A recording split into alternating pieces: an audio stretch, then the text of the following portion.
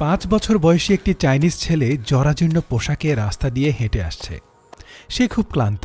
সামনেই রাস্তার ধারে দেখল একজন ভ্যানে করে কলা বিক্রি করছে। বাচ্চাটি কলার দোকানে গিয়ে জিজ্ঞেস করল, আঙ্কেল, আজ সারাদিন কিচ্ছু খাইনি, একটা কলা দিবেন? কলার দোকানদার রেগে উঠে বাচ্চার উদ্দেশ্যে হাত নাড়িয়ে বলল, যা এখান থেকে, কলা কি তোকে ফ্রি দেওয়ার জন্য আনেছি রে হতছাড়া?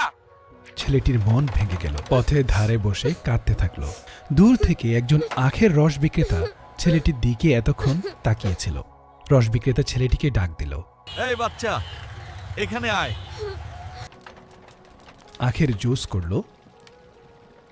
এরপর ছেলেটাকে এক গ্লাস আখের রস দিল আর ছেলেটা তৃপ্তি নিয়ে পান করল। এরপর কেটে গেল অনেক বছর।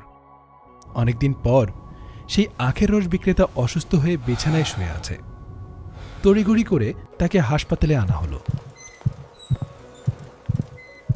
হাসপাতালের ডাক্তার রস বিক্রেতাকে দেখে চিনে ফেলল, কারণ এ সেই 5 বছর বয়সী বালক যে একসময় অনাথ ছিল। আজ সে ডাক্তার। ডাক্তার প্রাণপণ ট্রিটমেন্ট করল সেই বৃদ্ধ রস বিক্রেতাকে। এবার কিছুদিন পর বৃদ্ধ সুস্থ হয়ে হসপিটালের বিলের পেপারের দিকে তাকিয়ে দেখল সব বিল পেইড লেখা।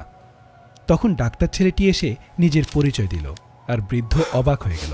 আমি সেই বাচ্চাটা যাকে আপনি একদিন আখের রস খাইয়েছিলেন। কখনো কখনো এক গ্লাস দয়া একটা জীবন বদলে দেয়, আর সেই দয়া একদিন ফিরে আসে অপ্রত্যাশিতভাবে।